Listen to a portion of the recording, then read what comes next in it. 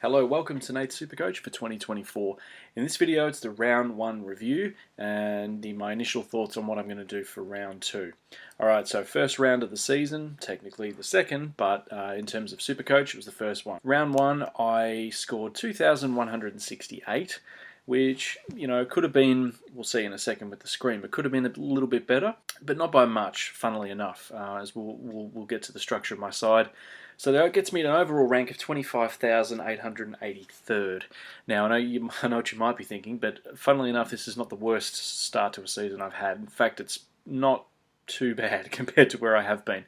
And in those years, I've still been able to sort of bring it back, and I finished within the top 10,000. So by no means am I panicking. 25,000, I think a pretty decent, it's not a great ranking, but it's not horrible. So I'm just sort of sitting in there. And I think with maybe 30 to 40 more points overall, I might even be 10,000th or maybe 15,000th. Not sure. There were some monster scores, obviously with Caleb Sarong. So I didn't have Sarong, as we'll see soon. I didn't use any trades, obviously. So let's have a look at how my side went. All right, so Nick Daicos, 135, really good vice-captain option. I took that, really pleased with Daicos. Tommy Stewart, 105. Was expecting a little bit higher return, honestly, considering how close the game was towards the end there and the role that Stewart played. 635,000 still, you'll take 105. If that's the lowest he gets, I'll be happy. Sheasel, 130. He just knows where to find the footy. North want him with the ball in his hand. He's very much like a Nick Daicos of last year, so I'm very pleased with that, 130.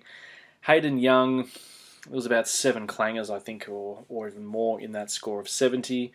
Not panic stations yet, but a bit better watch. 525,000. You sort of expect maybe one of these scores for the season at that price. Let's hope that this is the only sort of low score he puts in, and he gets back up to that 95, 100.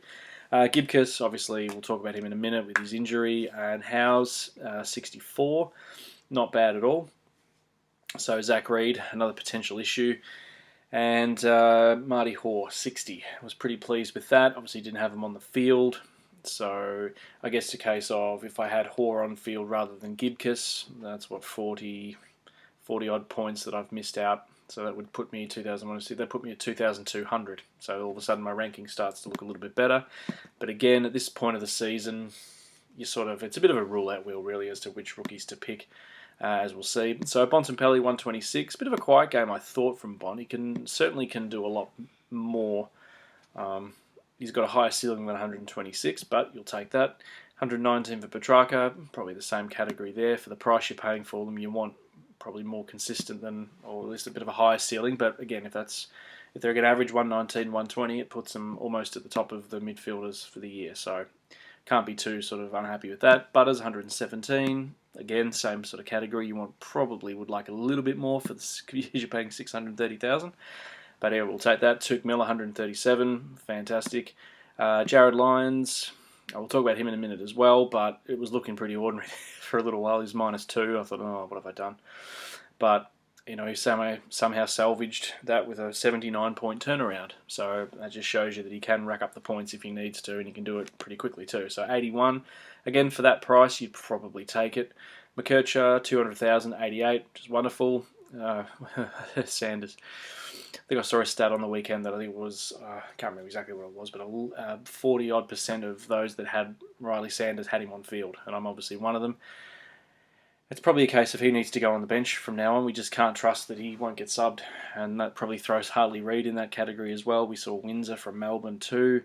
So these players that have real high reputations coming in, they're the high draft picks. We just can't, with any sort of certainty or with any sort of high likelihood, trust that they're not going to be subbed off. So if we can help it, it'd be great to have them on the bench making money for us, but obviously you need the premiums on the field. So that's something we can talk about as we go along. Roberts, 69. I thought that was a good score. He's going to certainly get a high score this week against the Bombers. So the bench for the midfield, Wilson, really happy with his thing. I had the E on him, but obviously all my midfielders were playing, so I didn't miss that. Again, what's that, 43 to 66? What's that, 23? So I only missed out on 23 points by fielding Sanders over Wilson. In the grand scheme of things, that puts me about 2,200-ish. Clark, 13. Not sure about his role. Not sure about Clark at the moment. And Ware, not bad, 46 in a bit of a drubbing.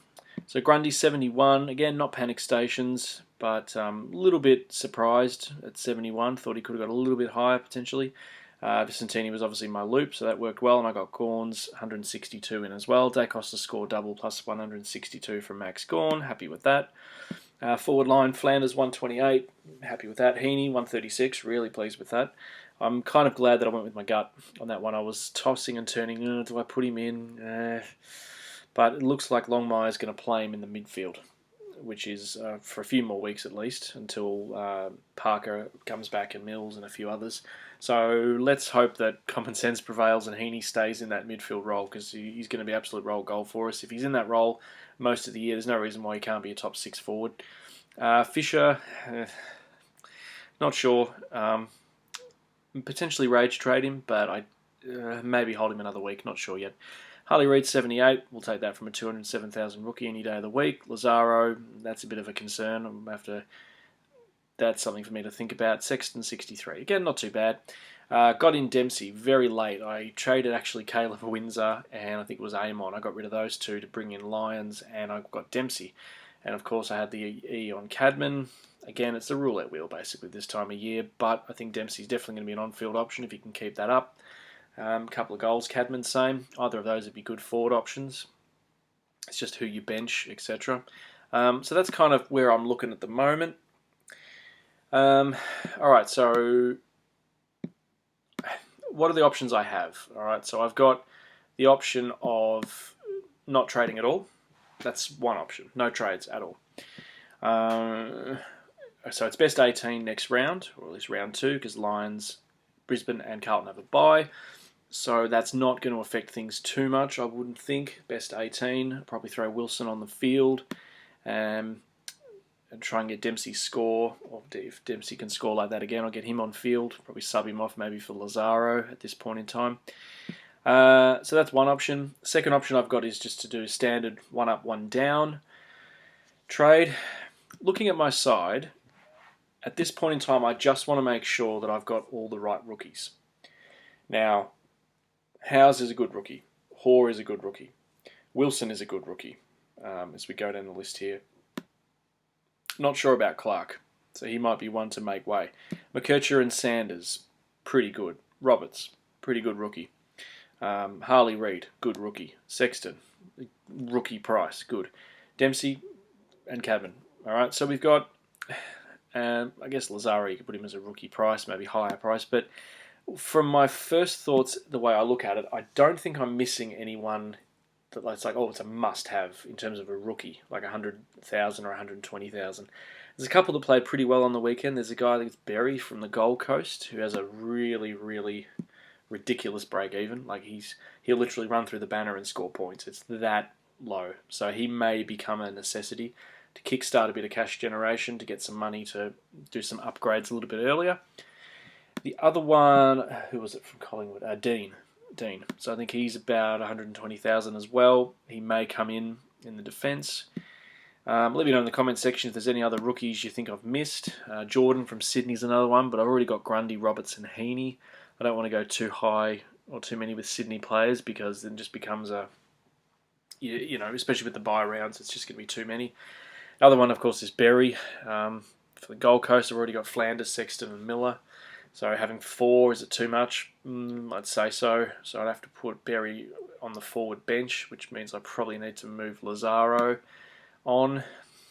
So that's the other option. And the third option is that I go quite aggressive and I use my first boost of the year. So it'll be that. So it'll give me 3 trades, which will leave me with 4 boosts remaining, 37 trades remaining. So if I did that, one potential thing, I probably will need to fix Gibcus. So I've got about 30 odd grand in the bank. So Gibcus plus 30 grand gives me 180. That probably brings in a Dean. At 120, so it only gives me 60, and then I've got Zachary at 120, so I'm back to 180 again. So it's probably going to be 2 downgrades unless I use Lions to try and get Massimo. Decisions. The other option, of course, is I could be really aggressive, get rid of Fisher, downgrade Fisher to a forward rookie, maybe to that Berry. So that brings Dempsey on field, Prop Lazaro, and Berry on the bench, throw Cadman on the field. So that'll free up, so 378 and 30. It's almost 400 grand. It gives me Berry. 100, I think he's 102,000, maybe 120. So okay, so I got 280,000 left, and then I could maybe upgrade. Even with Lions, it still wouldn't be enough to get me to a Sarong or a Tom Green. Obviously, they got the buy, and then I could go Gibcus up to Massimo. That might be the play, actually. Apart from, in terms of the rookies I'm missing, maybe Windsor is the other one, but I had him in my forward line. He's 180,000, so it might be a case of a straight swap Lazaro to Windsor, just cop the correction trade. But that's then one of my boosts out. Is Lazaro and Windsor, who's going to be probably the rookie that makes the most money? Probably Windsor. I think he's got a better break even. So that's kind of my initial thoughts, what I'm thinking to do. So I think Zach Reed as well probably needs to be moved on, unfortunately. As a Bomb supporter, I was really looking forward to him featuring in our back six, but it looks like it's not going to happen for at least 3 to 4 weeks. This bloke's horribly injury prone, back stress fractures and now hamstring. It's all sort of related, and I'd say he'd come back through the VFL because we're going to take a cautious approach with him. With Ridley out and now Reed and Redmond's out for a week, I just think you can't hold on to Zach Reed, so use the 120 as a correction. So Reed to someone. We've got 40 trades. This is why I was very much sure. People were like, 40 trades. And at the start I was like, yeah, don't like the idea of 40 trades. But when situations like Gibcus, when he goes down with an ACL, in the first game of the round and scores 19 on field, and then Reed on the Saturday afternoon only goes a half, and then you got Sanders that gets subbed in the third quarter. All these little injuries pop up and things like that. You go, it's probably a good thing we got 40 trades. Got a bit of extra room there. So that's what I'm thinking at the moment. Plenty of decisions. Let me know in the comment section below what you're thinking of doing, whether you're going to use your first boost. And I'll have another video up soon before the St Kilda Collingwood game on Thursday. All right, thanks guys. Talk soon.